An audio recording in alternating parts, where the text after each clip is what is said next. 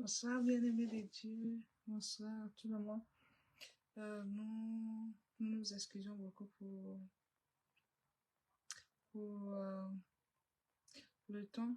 On n'a pas respecté le temps d'aujourd'hui. Alors, sans plus tarder, on va commencer. Mais bien avant cela, on va commencer avec une prière pour introduire notre lecture de la parole de Dieu en ce jour. Vaut mieux tard que jamais. On va prier. Éternel Dieu Tout-Puissant, te disons merci. Merci pour ta grâce, merci pour ta bonté, merci pour ta fidélité, merci pour ta sainteté, merci pour tout ce que tu sais faire dans notre vie de tous les jours. Et merci, Papa, pour ta parole. Nous allons ouvrir et la lire, Père. Nous te demandons afin que tu étends ta main bénissante sur nous. Père, nous te demandons d'ouvrir nos oreilles spirituelles afin que nous écoutons. Que nous écoutons pas cette parole comme des fables que racontent les humains, mais Papa, c'est ta parole qui vivifie l'âme et l'esprit, Seigneur. Nous demandons afin que tu viennes, oui, Papa, que tu déloges tous les pensées qui nous empêchent d'écouter, et Papa, mets cette parole dans nos cœurs pour la gloire de ton nom. Béni sois-tu, éternel Dieu Tout-Puissant. C'est au nom précieux, Seigneur Jésus, nous avons prié. Amen.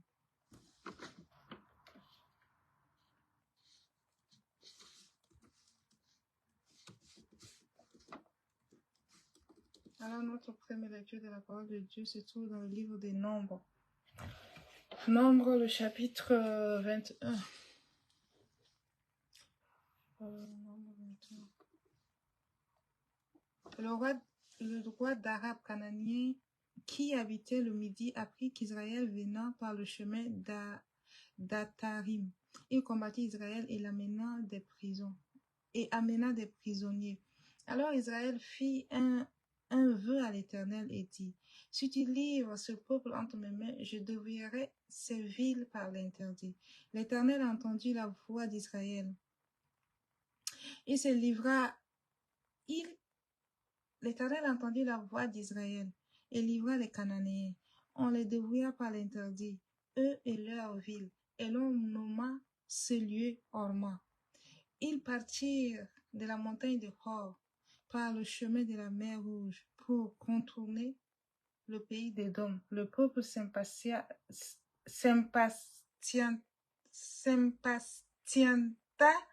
en route, et parla contre l'Éternel et contre Moïse. Pourquoi nous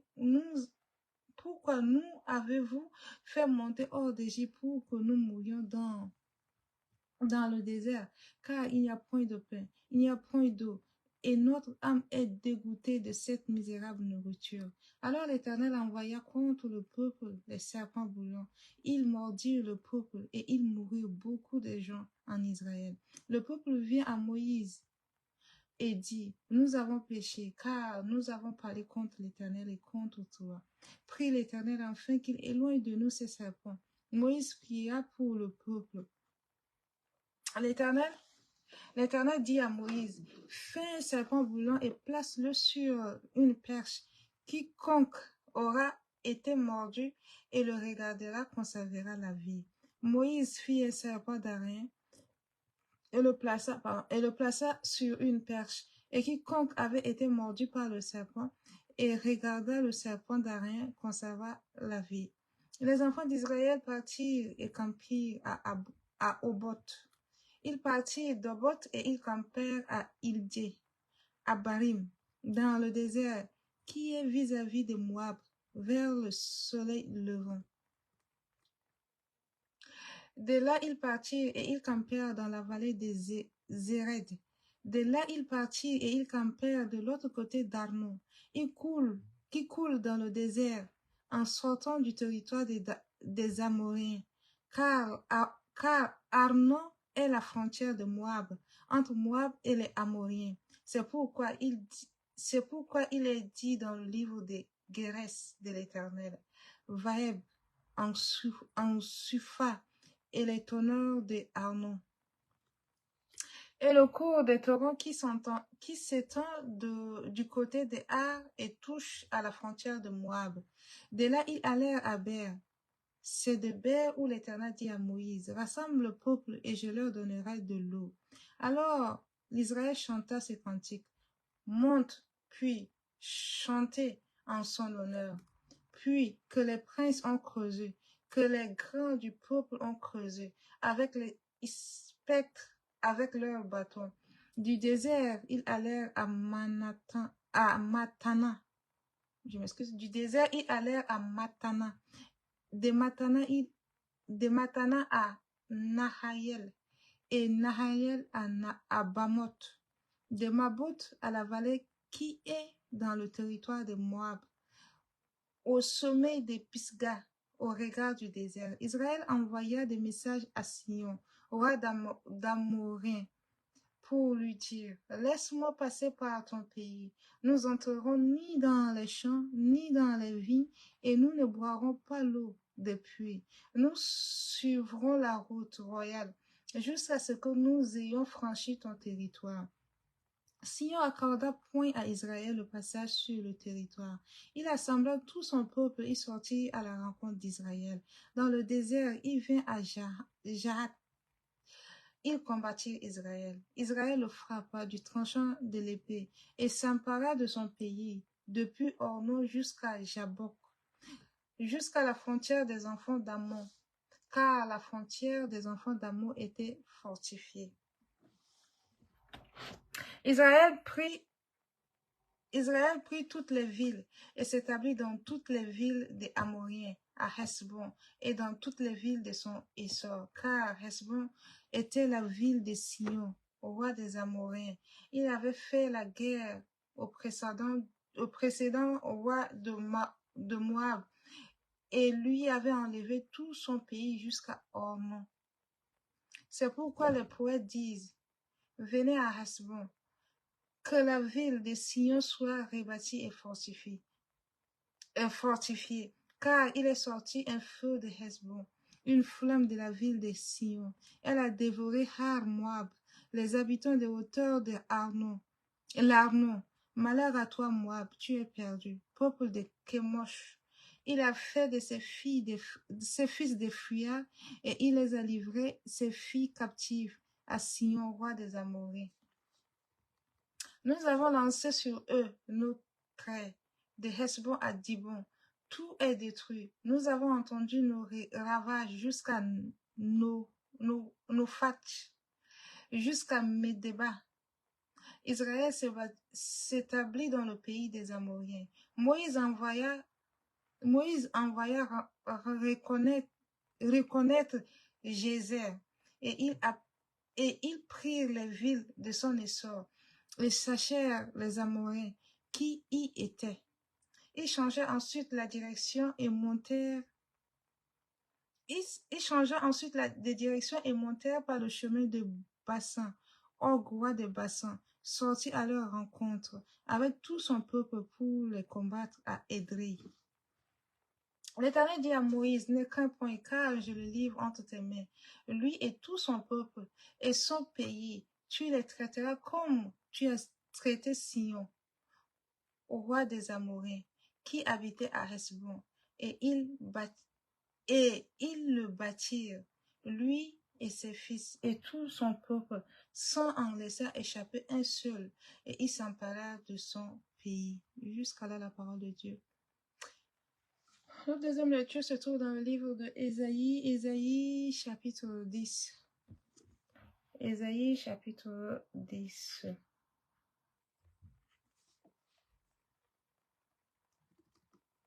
Ésaïe chapitre 10.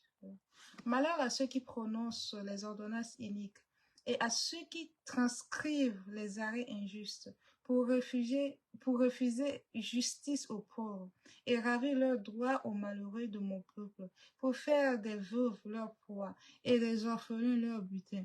Que ferez-vous au jour du châtiment et de la ruine qui du lointain fondra sur vous? Vers qui fuirez-vous pour avoir du secours? Et où laisserez-vous votre gloire? Les uns seront courbés parmi les captifs, les autres tomberont parmi les morts. Malgré tout cela, sa colère ne s'apaise point, et sa main est encore étendue.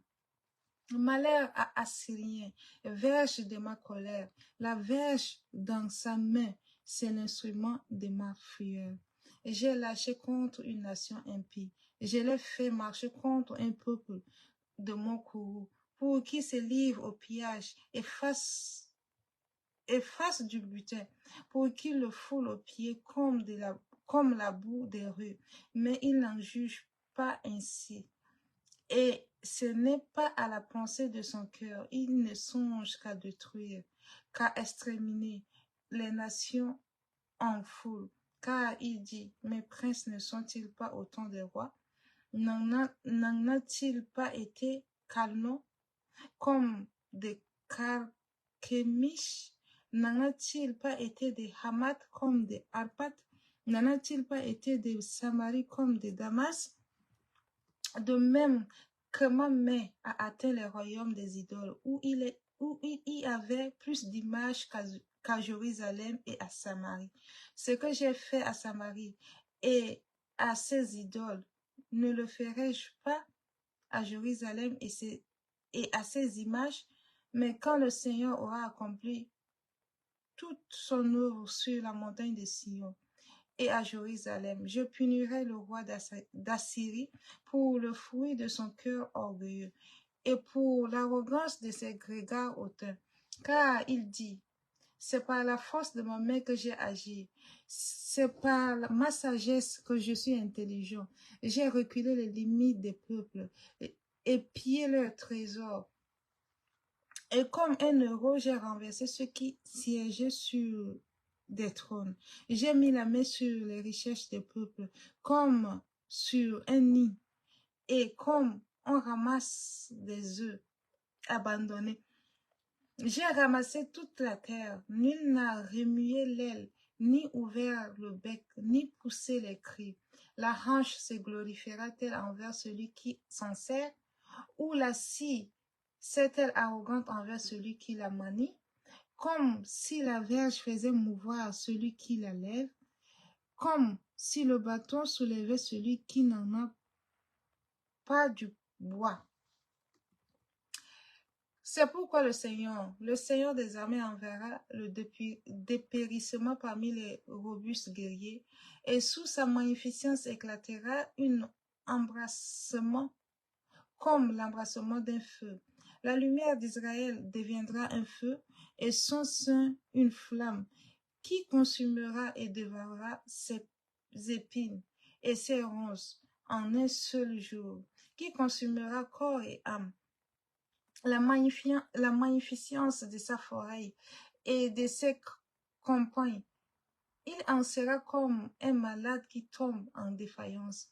Le reste des arbres de la forêt, le reste des arbres de sa forêt pourrait être compté. En un enfant, en écrirait le nombre. En ce jour-là, le reste d'Israël et les échappés de la maison de Jacob cesseront de s'appuyer sur celui qui les frappait.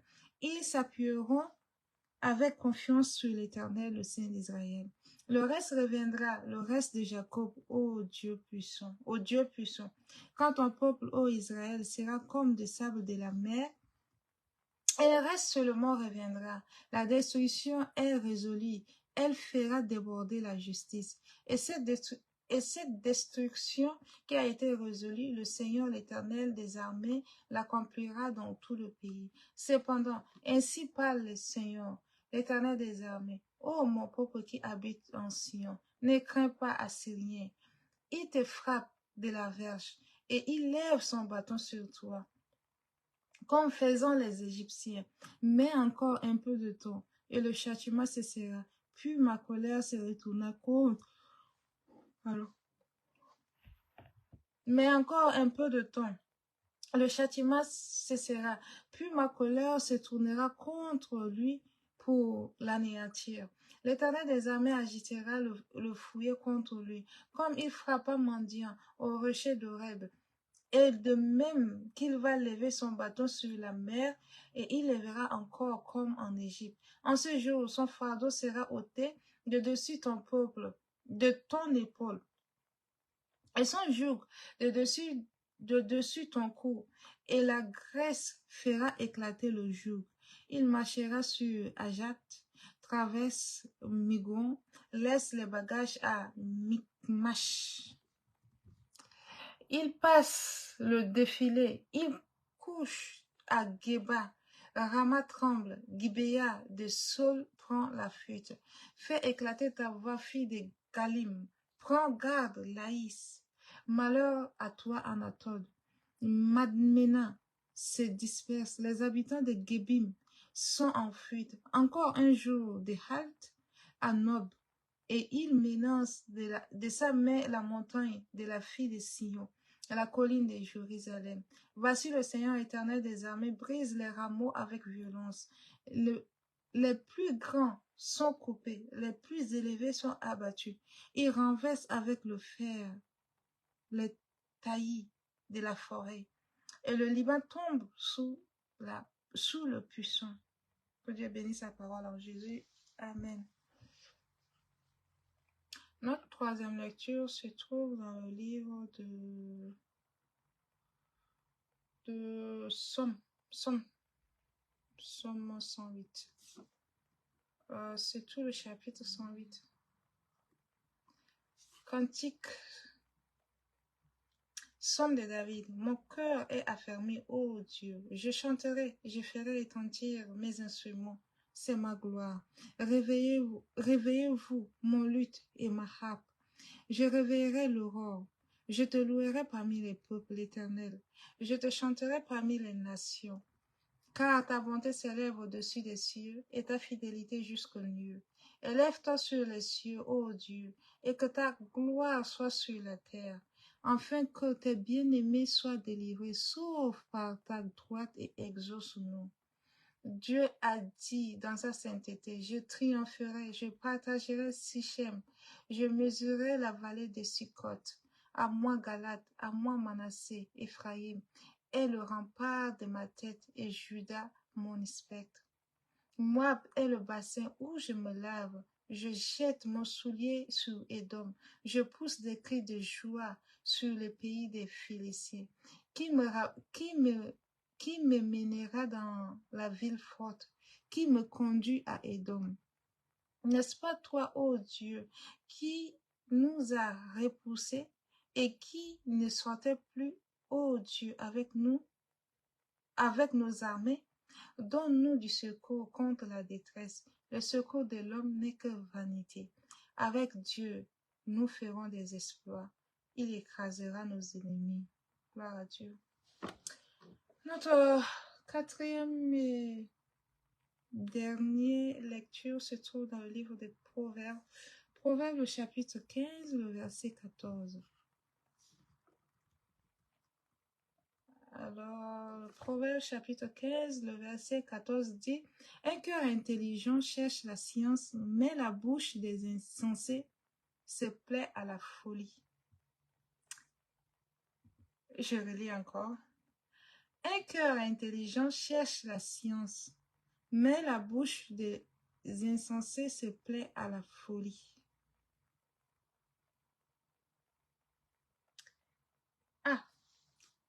Désolé, c'est Proverbe 15, verset 4. Ok. La langue douce est un arbre de vie, mais la langue perverse brise l'âme. Ah, mais j'ai pas bien noté. Ouais. Désolé, c'est Proverbe 15, le verset 4. Le verset 4, au lieu de 14, c'est 4. Donc, je relis encore le verset 4. La langue douce est un arbre de vie, mais la langue perverse brise l'âme. Jusqu'à là, la parole de Dieu. Merci pour ce temps que Dieu nous a accordé ensemble. Ainsi, on a fini. On va faire une prière de clôture. Éternel Dieu Tout-Puissant, te bénissons. Merci pour ce privilège que tu nous as accordé à écouter ta parole. Oui, l'Éternel, merci. Merci parce que tu nous as racheté, Seigneur Jésus, par ton sang. Et merci parce que tu nous as donné ce privilège de venir au-devant de toi. Et nous sommes tes enfants. Gloire à ton nom, Seigneur Jésus. Père, nous te demandons enfin que tu nous aides à garder ta parole dans nos cœurs et afin que nous puissions marcher selon cette parole. Gloire à toi, éternel Dieu. Nous remettons nos nuits et la journée qui va s'élever demain et papa, le reste de tout ce qu'on aura à faire, Père.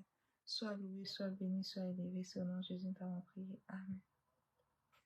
Bonne nuit à tout le monde et bonne journée à ceux qui vont se connecter. Bye bye.